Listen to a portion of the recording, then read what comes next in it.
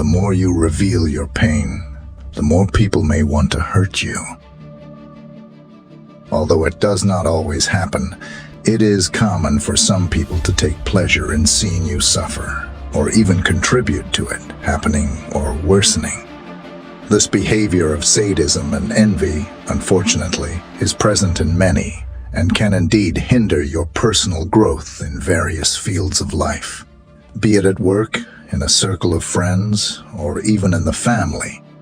Therefore, learning not to show your weak point can end up becoming your strong point. Imagine yourself as a tree in the midst of a storm. The leaves may flutter, and the branches may sway, but the trunk remains solid, deeply rooted in the earth. This is the portrait of silent resilience that we are going to teach. Here, we will talk about how you can be even stronger if you show that you are not easily affected by external issues, where each challenge teaches you to be like the tree. By acting as if nothing bothers you, you are not denying the storm, but choosing not to let the rain soak you and the wind knock you down. You will be learning to be the master of your own fate, firm, strong, and serene in a sea of chaos. In this video, we will talk about 18 Stoic principles of Epictetus, a great and renowned philosopher you have probably already heard of. In addition, I invite you to self-knowledge, where strength does not come from the noise of thunder, but from the silence of the light that illuminates the path. Therefore, in the next few minutes, focus on the content and not on daily distractions. Let's go.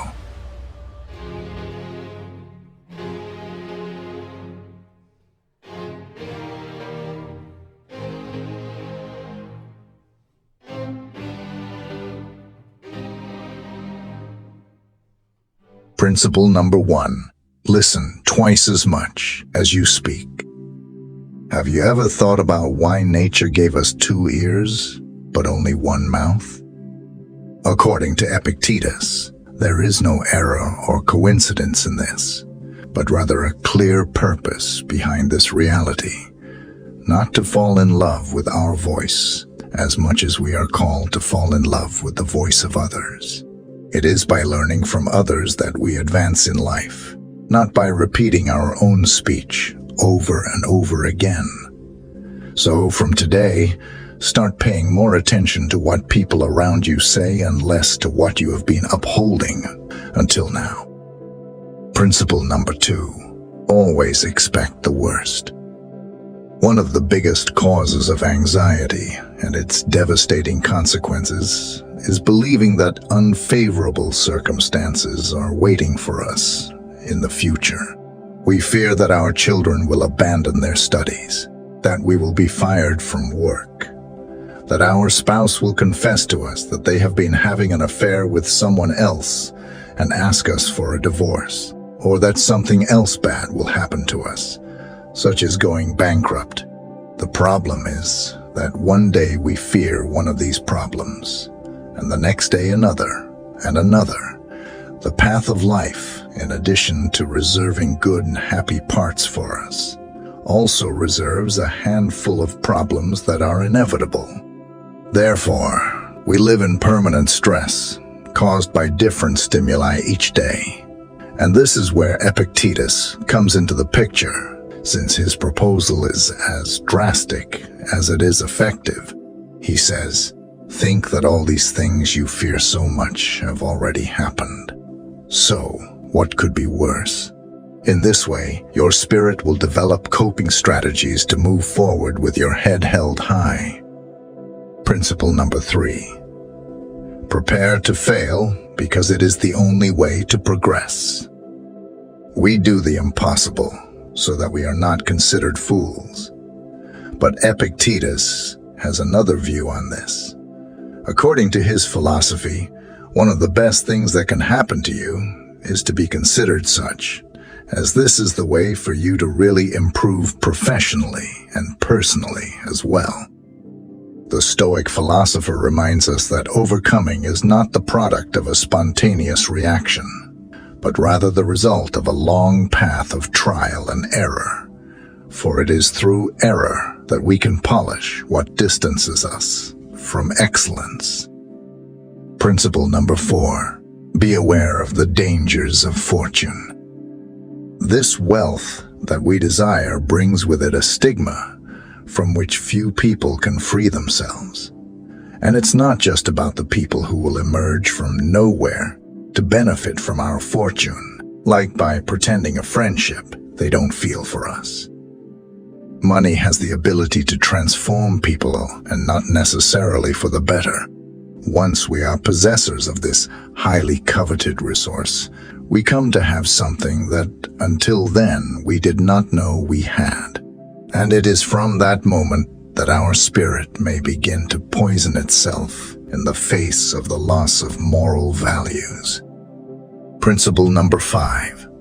Do not cling to a single hope. Fortunately, we are beings inclined to practice diversity. That is, there is no reason to put all our hopes in a single dream, since this could be devastating if we fail in it. Therefore, Epictetus encourages us to pursue many dreams, as this will exponentially increase our chances of success.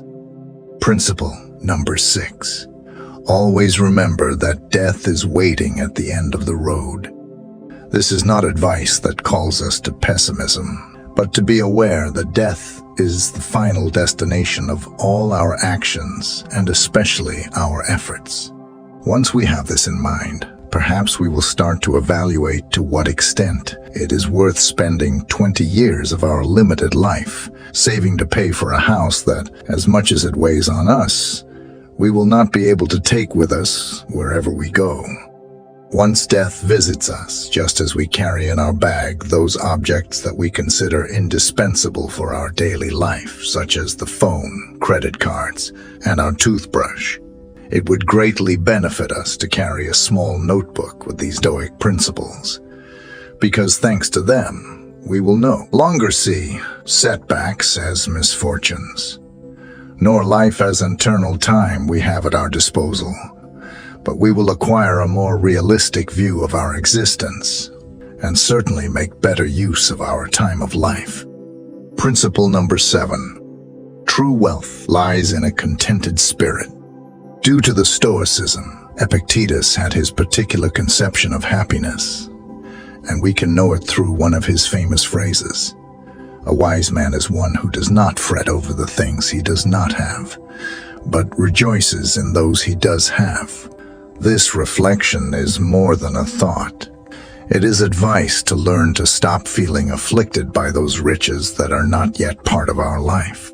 Because while we allow ourselves to complain and mourn for what we lack, we lose valuable minutes of happiness in which we could thank for everything we have achieved so far, which is much more than our eyes are trained to appreciate. Thus, a rich person is above all a happy person. Principle number 8. Incorporate humility into your life. If you really want to learn something, it is essential that a person learns what they believe they already know. Through this phrase, Epictetus calls us to make use of our humility, especially in the realm of learning.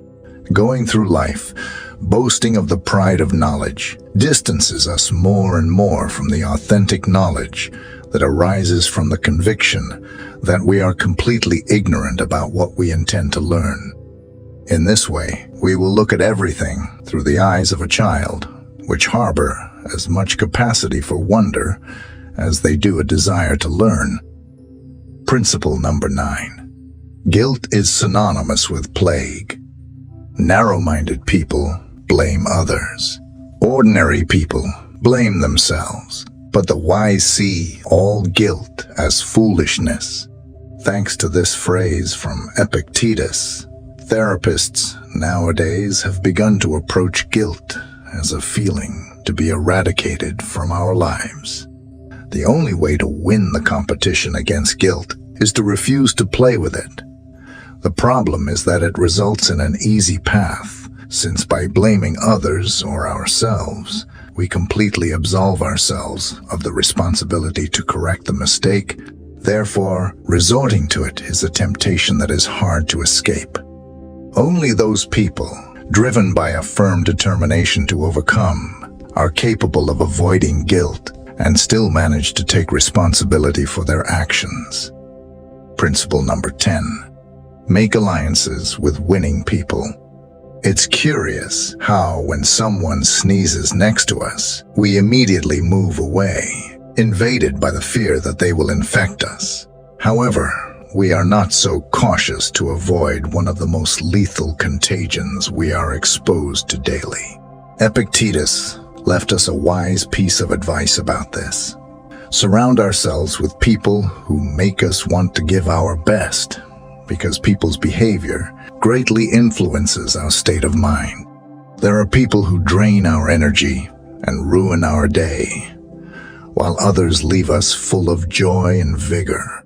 Therefore, one of the smartest decisions we can make is to ally ourselves with those who bring good vibes into our lives, while we say goodbye to those who have the ability to make us regret being born. Principle number 11. Never forget that your reactions forge your destiny.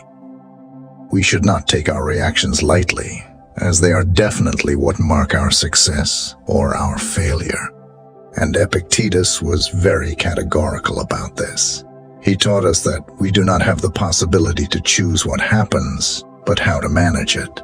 Misfortune can fall upon any of us, but it is what we do from its arrival that will mark the difference from that moment on. For some people, a divorce means entering the world of depression and victimization. In contrast, for Epictetus, it is a golden opportunity to start on the path of self-knowledge. Remember that your life is not what happens to you, but what you do with it. Principle number 12. Always fulfill your duty. Each one of us has a role in society and in the world, and the sun does not need praise or enchantments to rise each morning, but it does every day, and that's final. Thus, just as every part of nature does its job, we must fulfill our obligations. If we are waiting for please or praise to do our work, we are failing both the environment to which we belong and ourselves. If we know what our task is and are aware that other people depend on it, it is our moral duty to carry it out without waiting for anyone to remind us. Principle number 13. Do not hate those who hate you, simply ignore them. You are much bigger and completely superior to the one who criticizes, despises, and discriminates against you. Therefore, do not waste your precious time hating that person, as they do not even deserve to be present in your thoughts. We are encouraged not to fear people who harm you, as that noise represents a regrettable attempt to damage you, so ignore it and become immune to it. Principle number 14. Bet on simplicity. Why live in frugality if, nowadays, we have the possibility to surround ourselves with all kinds of luxuries? The answer is much simpler and more logical than you think, because wealth does not maintain itself, but requires commitment and a lot of daily energy to be able to preserve this system of luxuries and wealth. In contrast, when we opt for a simple lifestyle, we stop being surrounded by the pressure of having to meet the due dates of bills, loans, and credit cards. Principle number 15. When you allow the comments and attitudes of others to bother you, you are handing over control of your life. Any person capable of making you angry becomes your master. However, that person can only make you angry when you allow yourself to be disturbed by them.